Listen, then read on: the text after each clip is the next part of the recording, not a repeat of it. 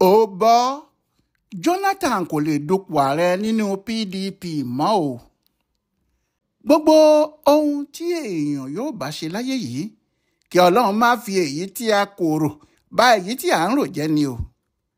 Bó bá jẹ́ lóòótọ́ ni olórí Nàìjíríà níjẹta Goodluck Ebele Jonathan ń ronú láti díje du ipò ààrẹ láti inú ẹgbẹ́ PDP, tàbí bóyá àwọn kan ni wọ́n ń tì í pé kó lọ du ipò ààrẹ níbẹ̀, àti ìrètí gómìnà Bauchi Bala Mohammed pé Jonathan nìkan ló lè gbàjọba fáwọn láti inú PDP tí yóò bá àwọn yanjú ọ̀rọ̀ gbogbo tó wà nílẹ̀ yìí. Gbogbo kíní ọ̀hún ti jábútẹ́ báyìí o. Ó jábútẹ́ àfi bí okùn ìfun ẹran. Kíní náà bọ́ lálẹ̀, kò sì yàtọ̀ sí ìgbà tí abẹ́rẹ́ bọ́ lọ́wọ́ adẹ́tẹ̀ tó dètè. Àlámọ̀rí pé Jonathan yóò dupò ààrẹ láti PDP kò lè wáyé mọ́. Kò sì dájú pé ọkùnrin náà yóò lọ sínú ẹgbẹ́ òṣèlú míì láti lọ du ipò ààrẹ. Òun náà kò jẹ́ dá irú ẹ̀ láṣà. Àfi kí gbogbo àwọn tí wọ́n ń fà á pé kó máa bọ̀ nínú PDP yá gbé sùúrù jẹ́ o. Ọkùnrin náà kò ní wá. Bí èèyàn bá sì fẹ́ sọ tòótọ́ o, Jonathan kò fìgbà kankan sọ síta gbangba pé òun fẹ́ du ipò ààrẹ láti inú PDP o. Kó tiẹ̀ tó wá di pé kinní náà hàn dáadáa báyìí pé àlá tí ò ní lè ṣẹ ni. Kò sì sí ẹni tó bà kinní náà jẹ́ ju gómìnà ìpínlẹ̀ Bayelsa lọ. Lóòótọ́ ó ti pẹ́ tí wọ́n ti ń gbé kiri báyìí pé gómìnà Bayelsa yìí Doye Diri yóò lọ sínú ẹgbẹ́ APC. Àmọ́ kò sẹ́ni tó lè fi gbogbo ẹni sọ pé òótọ́ ni. Bóyá ni kálukú ń bá kiri. Àmọ́ lánàá òde yìí ní ọjọ́rú wẹ́sídẹ̀ẹ́ ọjọ́ 15 oṣù kẹwàá tá a wà yìí, ìyẹn ní ọjọ́ kejì tí gómìnà ìpínlẹ̀ Enugu Peter Mbah fi PDP sílẹ̀ tó sì di ọmọ ẹgbẹ́ APC. Gómìnà Diri náà jáde ó sì kọ̀wé kan síta. Ìwé náà ló sì fi sọ pé òun kò ṣe ẹgbẹ́ PDP mọ́ o.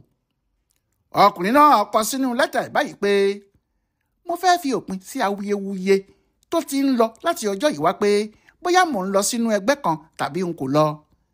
Lónìí yìí tí í ṣe ọjọ́ 15 oṣù kẹwàá 2025, èmi gómìnà Doye Diri kéde pé mo ti kọ̀wé báyìí fi ẹgbẹ́ PDP sílẹ̀. Kí eku ilé gbọ́ kó sọ fún toko.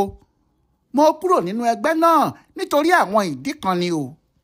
Bẹ́ẹ̀ ni mo fẹ́ sọ fún yín pé kì í ṣe èmi nìkan ni mò ń lọ o. Gẹ́gẹ́ bí ẹ̀yin náà ti rí i báyìí, alága ilé ìgbìmọ̀ aṣòfin wa nìyí àti gbogbo àwọn ọmọ ilé ìgbìmọ̀ náà, gbogbo wọn la jọ ń lọ. Bẹ́ẹ̀ ni ọkùnrin gómìnà Bayelsa náà wí tó sì fọ́ ilé ẹgbẹ́ PDP tí wọ́n ti kọ́ sí ìpínlẹ̀ náà láti bí ọdún 26 báyìí, torí látìgbà tí ìjọba tiwantiwa yìí ti bẹ̀rẹ̀ ní 1999, gbogbo àwọn tí wọ́n jẹ gómìnà ní Bayelsa PDP ní gbogbo wọn. Nígbà tí Diri náà yóò jẹ gómìnà ní 2019, PDP ni. Nígbà tí yóò sì tún díje ní sáà kejì, PDP ni.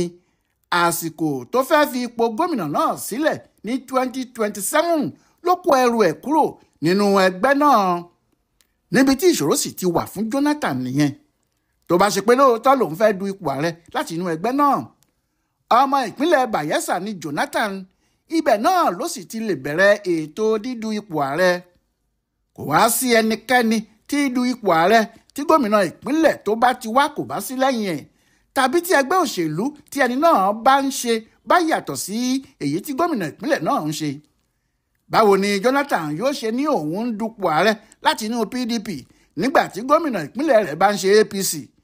Ìyẹn ò lè ṣeé ṣe. Bí ìgbà tí èèyàn kàn fẹ́ fi ara ẹ̀ ṣe yẹ̀yẹ́ lásán ni.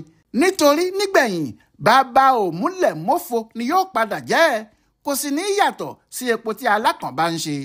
Ohun tí èèyàn kò wá mọ̀ ni bóyá Diri sọ fún Jonathan kó tó fi PDP sílẹ̀. Torí bí kò bá sọ fún tó sì jẹ́ lóòótọ́ ni Jonathan fẹ́ díje, àjẹ́ ó ba nǹkan jẹ́ fún ọkùnrin tó ti ṣe ààrẹ tẹ́lẹ̀ náà rí nìyẹn. Nítorí yàtọ̀ sí pé Jonathan fúnra ẹ̀ jẹ́ ọmọ ìpínlẹ̀ Bayelsa, ó wà nínú àwọn tí wọ́n fọwọ́ sí pé Diri ni yóò ṣe gómìnà ìpínlẹ̀ náà ní 2019 nígbà tí wọ́n ń dìbò. Nígbà tí àwọn APC gbógun wọn dé, tí wọ́n gbé ogun náà dé Bayelsa gidigidi tó sì jẹ́ pé ọmọ APC kan ló kọ́kọ́ wọlé. Àwọn Jonathan ló dúró tì í, bẹ́ẹ̀ náà ni Jonathan sì wà lẹ́yìn ẹ̀ gbágbáágbá ní 2023 nígbà tí wọn yóò yàn án sí sáà kejì, tó ní kò sí ẹnìkan tó gbọ́dọ̀ lé Dírì lọ́wọ́, òun ló gbọ́dọ̀ máa ṣe gómìnà náà lọ.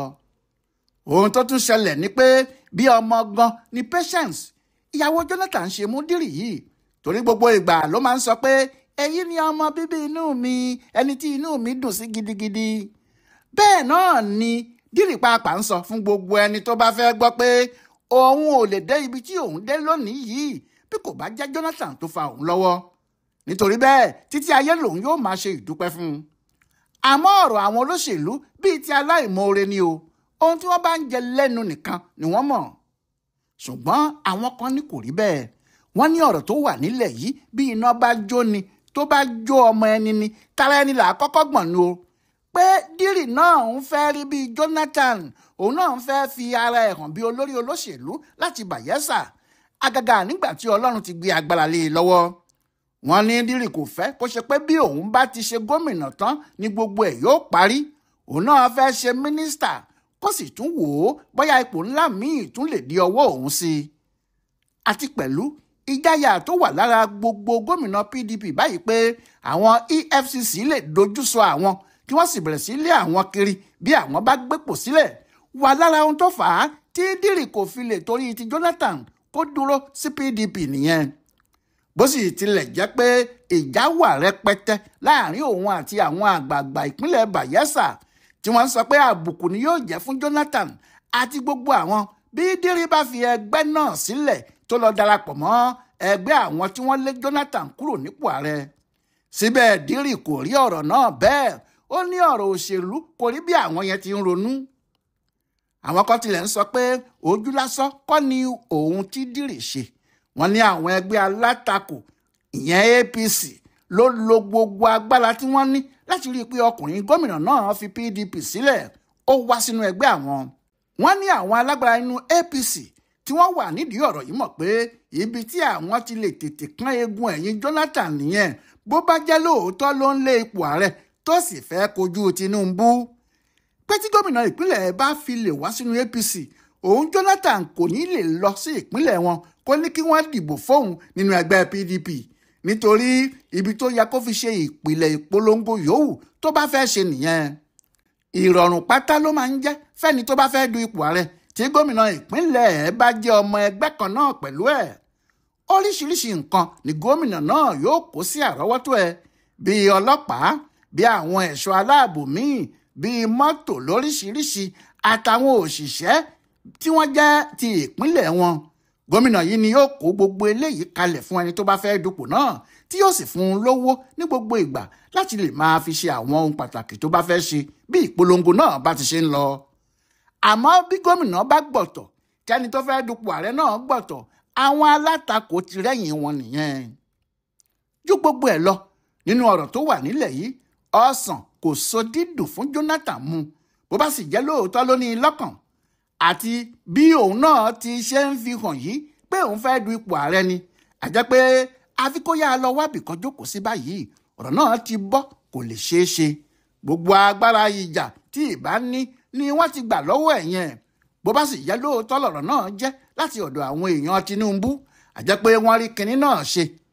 Ìyẹn Nyesom Wike tó jẹ́ ọ̀kan nínú àwọn jagunjagun lẹ́yìn Tinubu ti sọ pé gbogbo agbára lòun fi ń kí àwọn gómìnà PDP tó ń jápa yìí káàbọ̀, nítorí tí wọ́n bá níta ni inú ẹ̀ dùn jù sí ohun tó ń ṣẹlẹ̀ yìí, òun gan ni o, òun Wike ni aláyọ̀.